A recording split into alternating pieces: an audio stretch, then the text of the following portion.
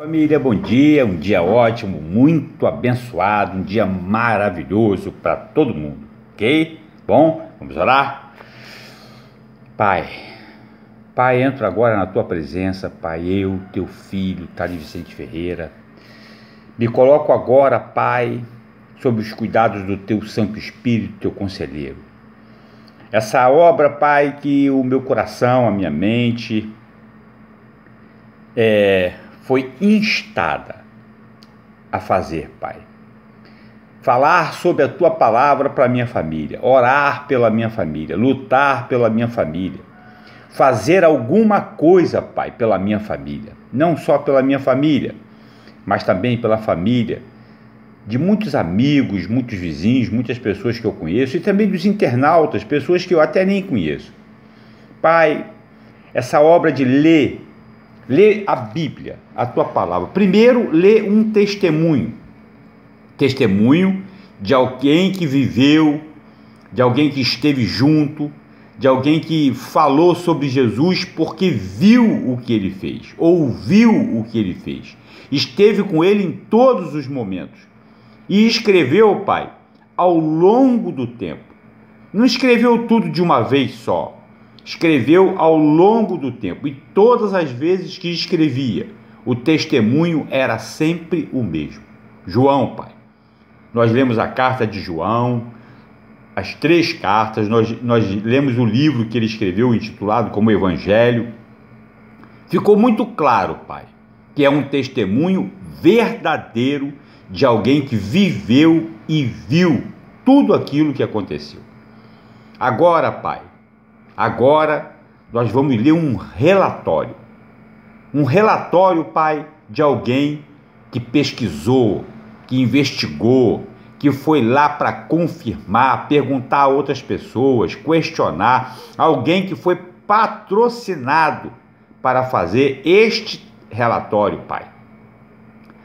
Senhor, que muitos profissionais que lidam com relatórios e que não creem em Jesus possam ser tocados.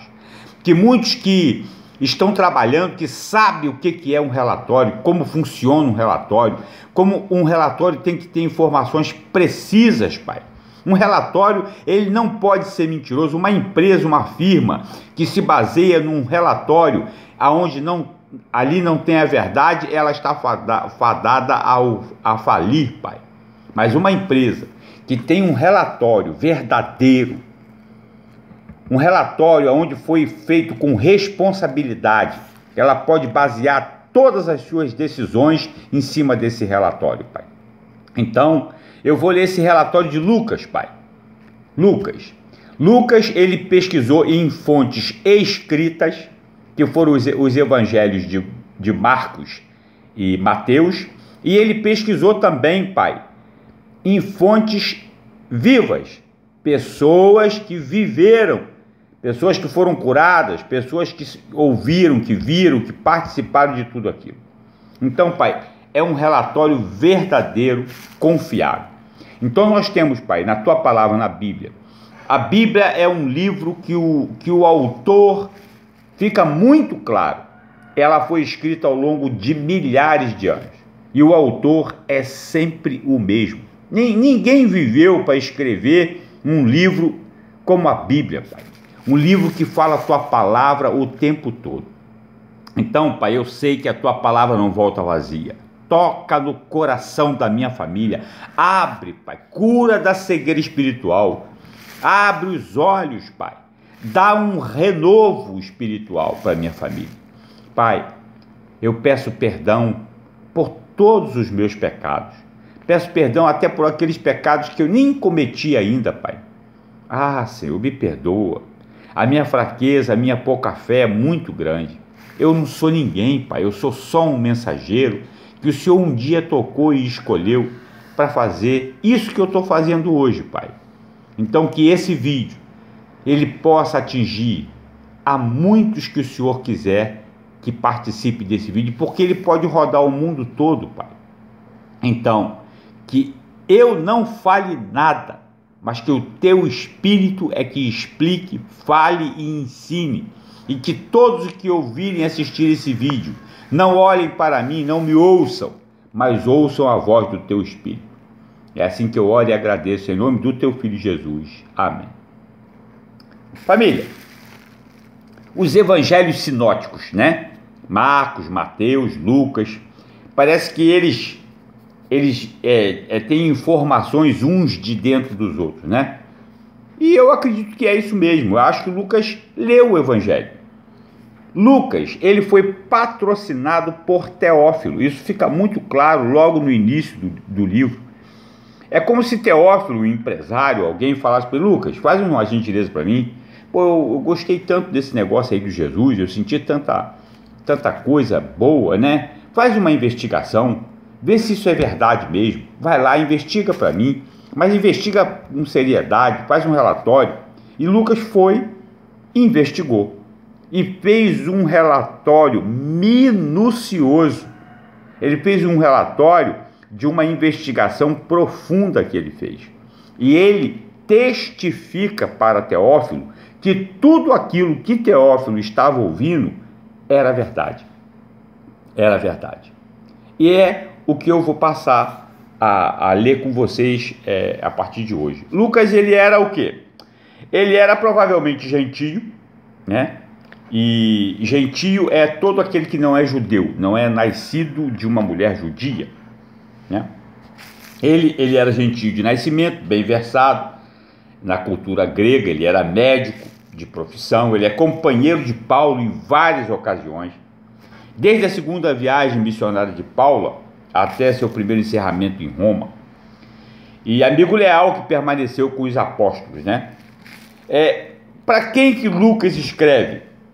Ele é endereçado a Teófilo, que provavelmente era o patrocinador dessa viagem de Lucas, era quem estava custeando Lucas, né? Teófilo, a gente não sabe quem é, né? Ele provavelmente era alguém de uma situação financeira boa, que creu em Jesus, mas era aquela pessoa que gostava de saber se aquilo mesmo, se ele não estava sendo enganado, né? O que muitas pessoas deveriam fazer e não fazem, porque hoje em dia a gente vê muita gente enganando muita gente e muita gente sendo enganado e não pesquisa para ver se... Aí depois, quando descobre que está sendo enganado, aí fica revoltado com Deus. Entendeu? Não pode. É difícil de compreender isso. A pessoa se deixa enganar, é enganado, não pesquisa, não lê a Bíblia. Aí depois ela fica chateada com Deus. É incrível, né? Mas é a pura realidade. Qual foi a data que Lucas escreveu esse relatório? O que aconteceu? Olha que coisa interessante. João, ele escreveu o Evangelho, né, aquele livro. Depois, ao longo do tempo, ele foi escrevendo as cartas, lá por ano de 85, 90. Esse relatório de Lucas foi feito bem antes de quando o João escreveu o Evangelho e as cartas.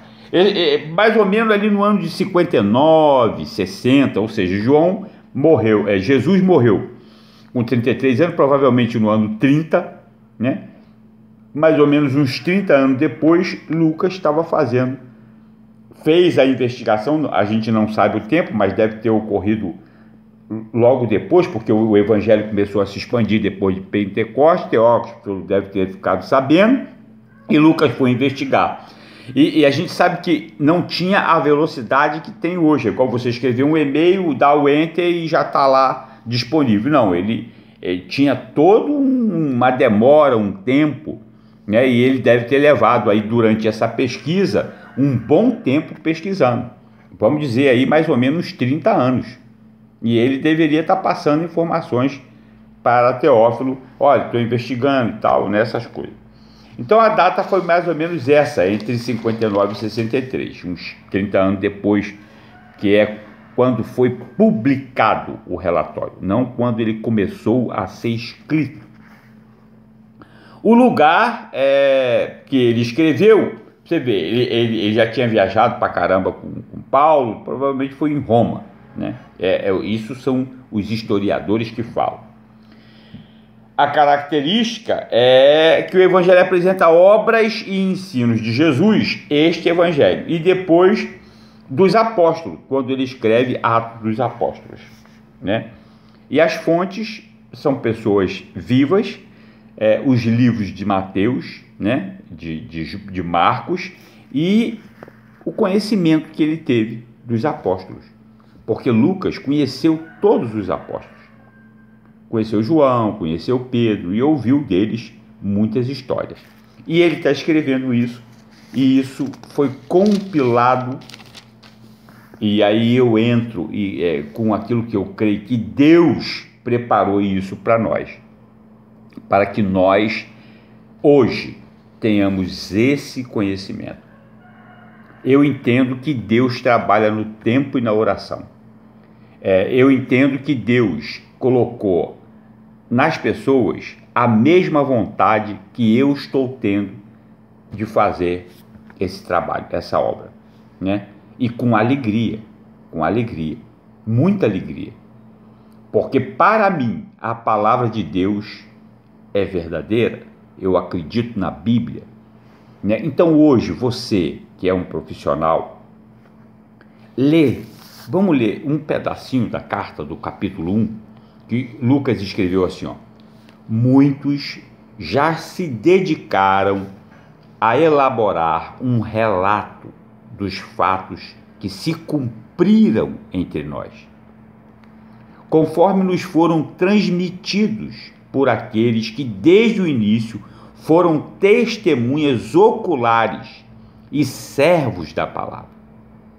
Eu mesmo investiguei cuidadosamente desde o começo e decidi escrever-te um relato ordenado, ó excelentíssimo Teófilo, para que tenhas a certeza das coisas que foram ensinadas.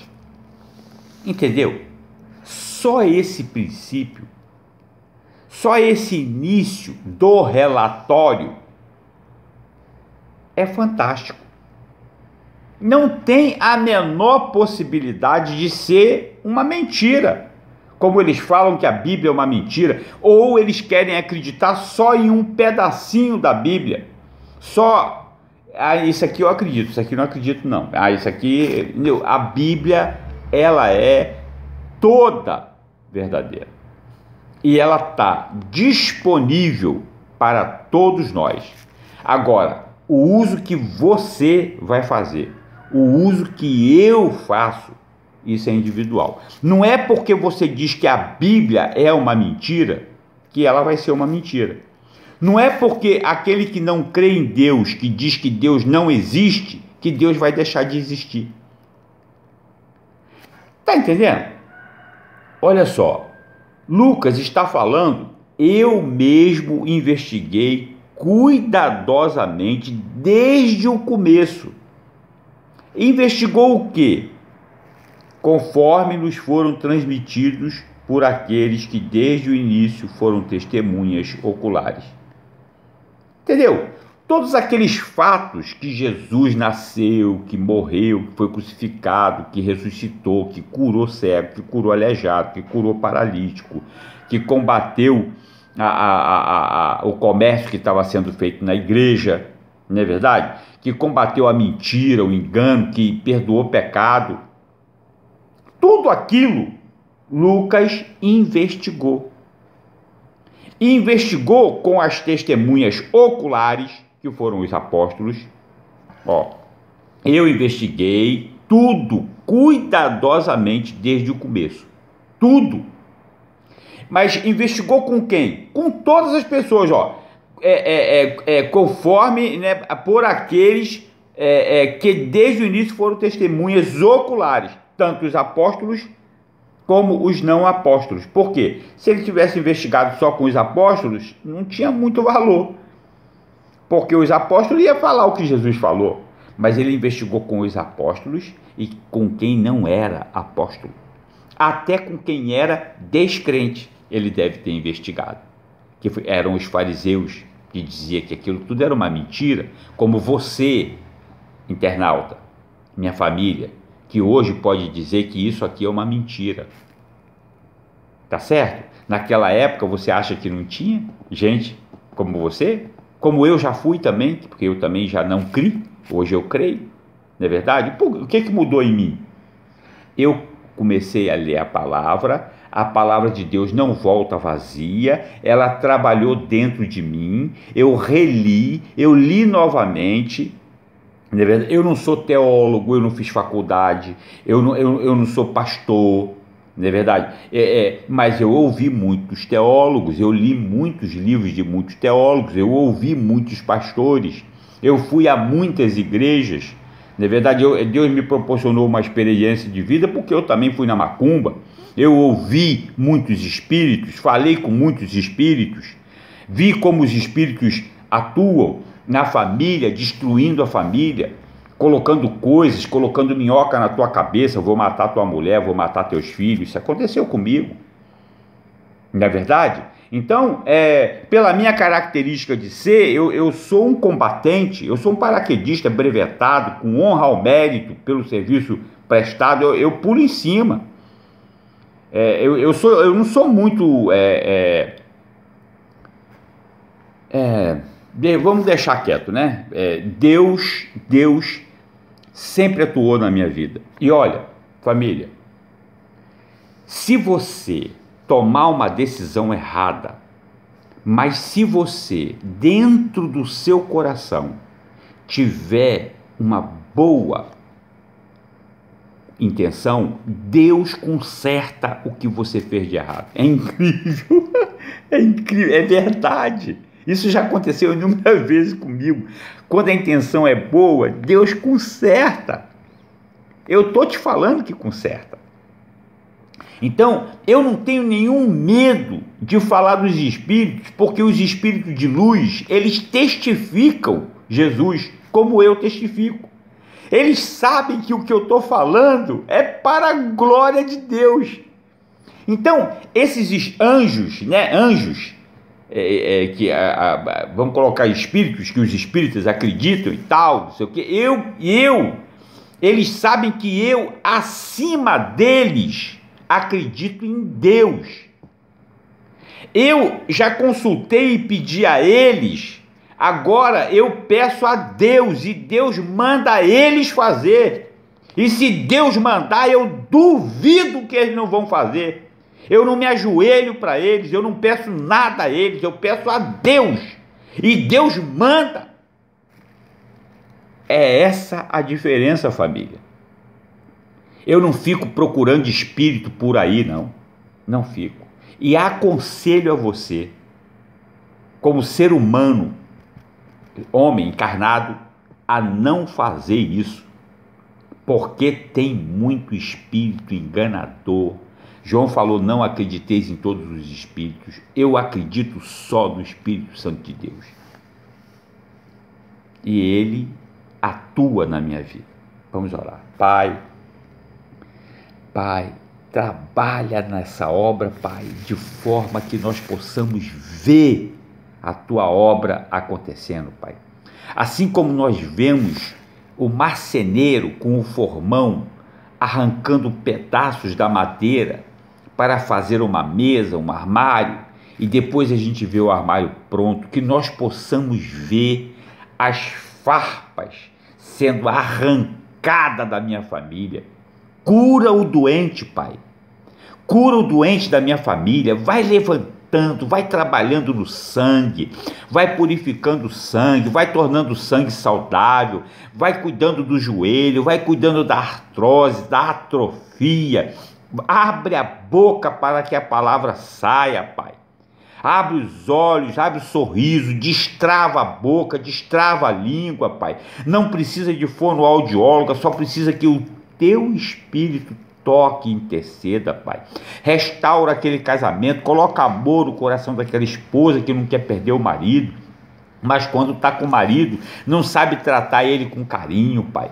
Cuida daquele marido que não sabe dar amor e carinho à esposa, tantos anos de casado, a mulher trabalhando, cuidando dos filhos em casa, a mulher trabalhando fora, e às vezes ele não consegue ver essa dedicação, não dá valor, não valoriza.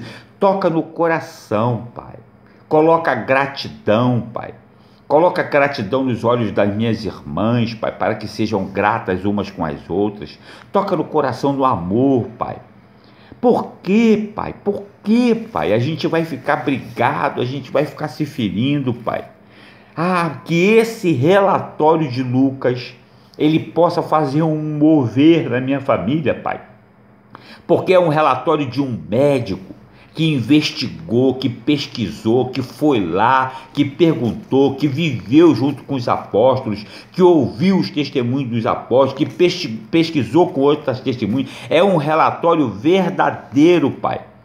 Que esse relatório, Pai, possa tocar no coração da minha família, porque é a Tua palavra. Se ele está na Bíblia, é porque o Senhor quis que nós tivéssemos conhecimento de tudo isso, Pai, e que nós tivéssemos esses testemunhos, que a minha família não procure nenhum espírito, Pai, nenhuma cartomante para sair por aí de casa em casa para poder fazer adivinhação, mas que o Teu Espírito fale no coração, fortaleça, que todos nós possamos estar ajoelhados somente diante do Teu Filho Jesus Cristo, para nenhuma imagem, para nenhuma daquelas coisas que são colocadas dentro da nossa cabeça, mas só o Teu Filho seja o nosso guia, Pai.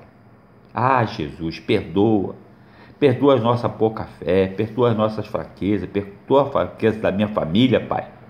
Eu coloco a minha família no Teu altar, a família dos internautas, a família do meu pequeno grupo, os pastores da minha igreja, o Casacap, o Centro de Cuidado Humano, todas as pessoas que terão conhecimento desse vídeo possam ser tocadas pelo Teu amor, Pai. E que a Tua palavra, que não volta vazia, cumpra aquilo que ela foi projetada para cumprir. É assim que eu oro e agradeço em nome do Teu Filho Jesus. Amém. Internautas, família, um beijo, eu amo vocês, tamo junto, um beijo.